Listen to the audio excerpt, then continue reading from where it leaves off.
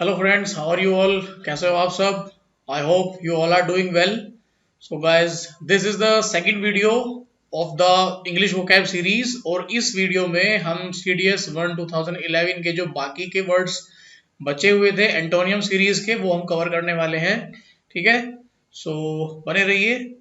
सो अगर हम बात करते हैं पहले वर्ड की गाइस, तो पहला वर्ड इज सबल. अगर हम इसका मीनिंग की बात करते हैं तो इसका मतलब होता है बहुत ही कुछ ऐसा चीज जो उलझा हुआ हो. ठीक है, कुछ ऐसा जो उलझा हुआ हो, काफी कॉम्प्लिकेट हो. ठीक है, काफी कॉम्प्लिकेट हो. या फिर इसकी एक सेंस और बनती है, दैट इज वेरी थिन. ठीक है, तो हम बात कर लेते हैं अगर इसके ऑप्शंस की. तो सबसे पहला वर्ड आता है डिस्टेंट. डिस्टेंट का मतलब होता है दूर, तो ये तो है नहीं. अगला बात कर लेते हैं ग्रॉस की. तो ग्रॉस का मतलब होता है इन टोटल. ठीक है, आप लोगों ने सुना होगा नाम ग्रॉस डोमेस्टिक प्रोडक्ट्स, GDP. तो जो टोटल और ओवरऑल होता है उसको बोलते हैं ग्रॉस. ठीक है, इसकी एक सेंस और बनती है. वो सेंस बनती है इसकी, दैट इज अब्यूसिव या अनप्लीजेंट. ठीक है, जो मतलब अब्यूसिव हो या अनप्लीजेंट हो. ठीक है, तो इन दोनों ही सेंस में से कोई भी हमारे वर्ड के साथ रिलेट नहीं हो रही निगेटिवली, सो ये भी ऑप्शन नहीं होगा. हम बात करते हैं ऑप्शन सी की, दैट इज प्लेन. प्लेन मतलब बहुत ही सीधा सा. ठीक है, प्लेन मतलब बहुत ही सीधा सा. सो दैट इज, अगर आप इसकी बात कर लेते हो तो यही मतलब अभी तक रिलेट कर रहा है हमारे वर्ड के साथ. और हायर मतलब होता है समथिंग, मतलब कोई उच्च चीज हो.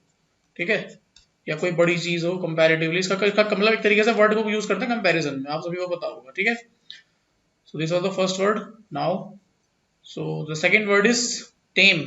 इसका मतलब होता है गाइस डोमेस्टिक या पालतू. ठीक है, डोमेस्टिक या पालतू, या मतलब काफी सिंपल. ठीक है, तो इसके ऑप्शन देख लेते हैं. पहला ऑप्शन कहता है वाइल्ड. वाइल्ड मतलब जंगली. तो अभी तक तो यही लगता है, ऑब्वियसली सीधा सीधा यही लग रहा है जंगली, लेकिन बाकी ऑप्शन भी देख लेते हैं. अभी तक तो यही है. क्लीन मतलब साफ सुथरा. ठीक, ये भी नहीं होगा. डेंजरस मतलब खतरनाक. ये भी नहीं होगा, क्योंकि डेंजरस से पालतू और डेंजरस दो अलग चीज है. ठीक है, तो यहाँ नहीं होगा ये. और last word is active. Active मतलब कोई चीज सक्रिय हो,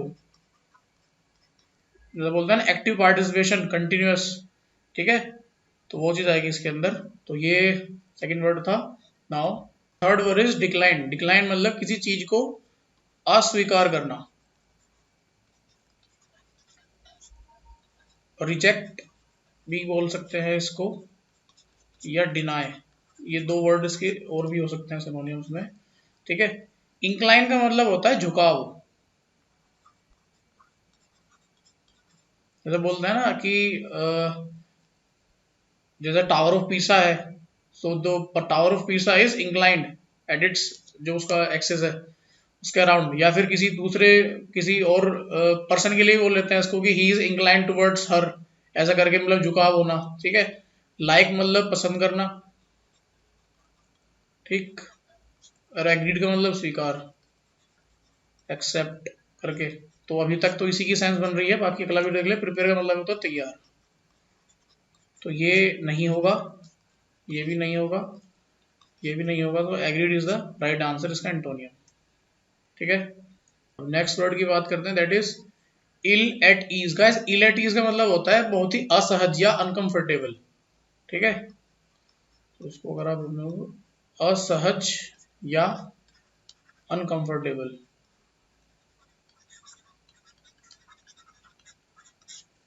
इजी टू डील विद, जिसके साथ बहुत आसानी से बातचीत की जा सके. ये नहीं होगा. अभी तक सीधा सीधा मिल रहा है हमको इसका एंटोनियम, कंफर्टेबल. इसको लगा लेते हैं, मार्क कर लेते हैं. अभी आगे देखते हैं, that is chronically ill. Chronically ill मतलब प्रोलॉन्ग डिसीज से जो कोई आदमी बीमार हो, मतलब कोई प्रोलॉन्ग डिसीज हो यार, बहुत पुरानी बीमारी.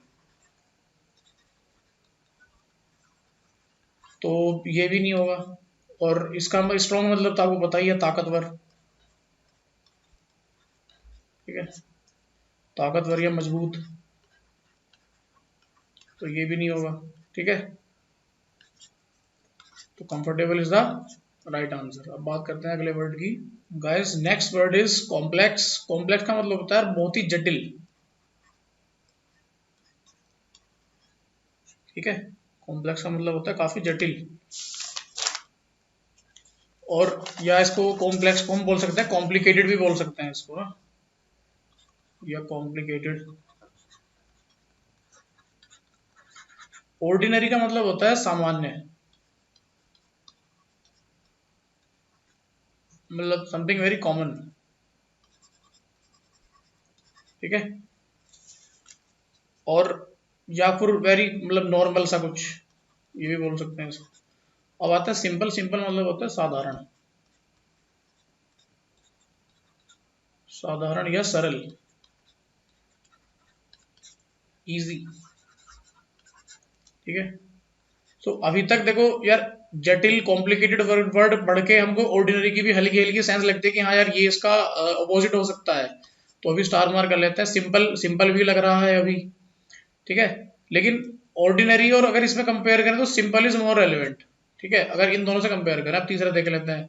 तीसरा वर्ड देखो, अगेन ये सेम इसका को एंटोनियम आ गया है, कॉमन। तो कॉमन का मतलब अगेन सामान्य। ठीक है, तो इसको स्टार कर लो। अभी इन तीनों वर्ड्स में simple is the most preferable word. ठीक है, अब बात करते हैं फोर्थ वर्ड की, दैट इज कंपाउंड। कंपाउंड का मतलब अगेन कॉम्प्लेक्स वाला हो गया, सेंस आ गई इसकी, तो ये भी नहीं होगा। और इन तीनों की बात करें तो मोस्ट प्रेफरेबल हमारा सिंपल है, तो simple will be the right answer. बात करते हैं नेक्स्ट वर्ड की। The next word is abolished. Abolished का मतलब वो होता है जब किसी चीज को अंत, मतलब किसी चीज को खत्म कर दिया गया हो। ठीक है, खत्म कर दिया, या मतलब एंड कर दिया किसी चीज का, मतलब डिसकंटिन्यू बोलते हैं जिस चीज को। ठीक है,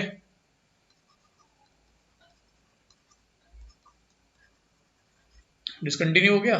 ठीक है, या फिर इसको बोलो तरीके से और भी बोल सकते हैं कि हम इसको एंड कर दिया किसी चीज का। अब इसके वर्ड्स देख लेते हैं, ऑप्शन देख लेते हैं। तो सबसे पहला ऑप्शन आता है कंटिन्यूड, तो इसका सीधा सीधा एंटोनियम मिल रहा है, तो अभी के लिए देख लेते हैं इसको, स्टार मार्क कर लेते हैं कि आंसर लग रहा है। आगे वाले वर्ड्स देखते हैं। स्टैब्लिश का मतलब होता है स्थापित करना। जैसे किस ईयर में आपका यूपीएससी, या किस ईयर में आपका सुप्रीम कोर्ट स्टैब्लिश्ड हुआ। स्टैब्लिश्ड हुआ, स्टैब्लिश मतलब किस चीज में उसका गठन किया गया, कब बनाया गया वो। तो ये तो नहीं बन रहा, मतलब अभी तक हल्की हल्की सेंस लग रही है, लेकिन कंटिन्यू और स्थापित में अगर देखेंगे तो प्रेफरेंस अभी कंटिन्यू को ही है। ठीक है, अब बात करते हैं एंकरेज। एंकरेज का मतलब होता है प्रोत्साहन, तो प्रोत्साहन तो नहीं हो सकता, ये तो हो ही नहीं सकता। रिवाइव्ड का मतलब होता है वापस से जिंदा करना या पुनर्जीवित करना।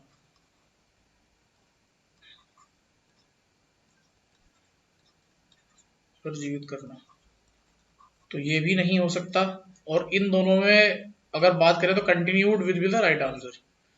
ठीक है, अब बात करते हैं अगले वर्ड की। तो गैस अगला वर्ड है आपका ऑफेंस। ऑफेंस की दो सेंस बनती हैं यार। देखो सबसे पहले तो ऑफेंस होता है कोई गैर कानूनी काम, मतलब समथिंग इलीगल। ठीक है, जैसे आप लोगों ने पढ़ा होगा कि drinking alcohol eight public places is offensive act. या जैसे आप लोगों ने दिल्ली मेट्रो के अंदर अगर कभी गए हो, आपने उसमें पढ़ा होगा कि speeding is an offensive act, ऐसा करके लिखा हुआ है। तो जो चीज इलीगल हो वो, या फिर इसकी एक दूसरी सेंस बनती है, वो बनती है अटैक फॉर्म में, आक्रमण। ठीक है, अभी देख लेते हैं कि किस सेंस के ऊपर हमारा ऑप्शन आया होगा एंटोनियम में। सबसे पहले तो आता है प्रेफरेंस। देखिए प्रेफरेंस का मतलब होता है वरीयता, या आपकी चॉइस। जैसे आप लोग जब एनडीए वाले फॉर्म भरते हो तो आप लोग प्रेफरेंस देते हो ना, आर्मी चाहिए, या आपको एयरफोर्स चाहिए, या नेवी चाहिए। ठीक, और सीडीएस एंट्री वाले भरते हैं कि आपको एएफए चाहिए पहले, या फिर आईएम में चाहिए पहले, नवल एकेडमी चाहिए, या फिर ओटीए चाहिए। तो इस तरह की जो प्रेफरेंस भरते हैं, मान लो आपको आपकी प्रेफरेंस ये है एक, क्योंकि आईएम में नहीं दे सकते पहली पे, तो 0, 2 और 4। आप इसको एनडीए वाले भरते होंगे कि आर्मी को, एयरफोर्स को 1, आर्मी को 2, नेवी को 3, तो दैट इज आपकी प्रेफरेंस कि आप फर्स्ट प्रेफरेंस किसको दे रहे हो, सेकंड प्रेफरेंस आपकी वरीयता, आपकी चॉइस क्या है, ठीक है। अब नेक्स्ट वर्ड है वेंजेंस। तो इसका जो मीनिंग होता है गाइस, इसका मतलब होता है बदला लेना, रिवेंज।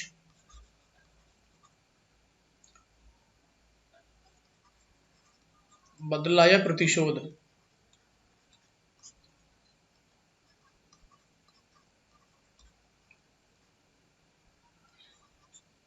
ठीक है। तो अभी ये तो वर्ड नहीं होगा। और प्रतिशोध, यार प्रतिशोध और इलीगल या अटैक में से कोई भी सेंस नहीं बन रही इसके ऑपोजिट में, तो ये भी नहीं होगा। डिफेंस आता है रक्षा, डिफेंस फोर्सेस, या इसमें डिफेंस में आपको इसको ले सकते हो सिक्योरिटी, ठीक है। सिक्योरिटी वर्ड हो गया, या प्रोटेक्शन हो गया। आप लोगों ने पढ़ा होगा ना इंडियन डिफेंस फोर्सेस या इंडियन सिक्योरिटी फोर्सेस। तो अटैक, आक्रमण, और रक्षा या सुरक्षा या प्रतिरक्षा, ठीक है। तो अभी तक इसका डिफेंस लग रहा है मीनिंग। और अब आता है वर्ड नेग्लिजेंस। इसका मीनिंग होता है लापरवाही, ठीक है। लापरवाही है, या उसको जब किसी चीज को ओवरसीन कर देते हैं आप, या केयरलेसनेस, ठीक है, ये सेंस बनती है। तो ये भी नहीं होगा। तो defence is the right answer इसके अंदर। अब देखते हैं नेक्स्ट वर्ड। ये है आपका इररेमेडिएबल, ठीक है। वर्ड है इररेमेडिएबल, मतलब जिसका इलाज ना किया जा सके या जिसको ठीक ना किया जा सके, ठीक है। इनक्योरेबल, जिसका इलाज ना किया जा सके।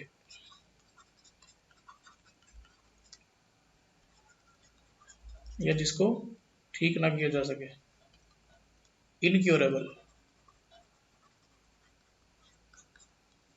That which can be avoided, तो जिसको अवॉइड किया जा सके या जिससे बचा जा सके, ये तो नहीं होगा इसका कहीं से कहीं भी ऑप्शन। फिर है इनक्योरेबल। इनक्योरेबल तो एक तरीके से इसी का सिनोनियम हो गया, तो ये भी नहीं होगा। प्रॉफिटेबल मतलब फायदेमंद, ठीक है, तो ये भी नहीं होगा, ठीक। और नेक्स्ट ऑप्शन आता है कि that which can be corrected, so ये होगा, ठीक है।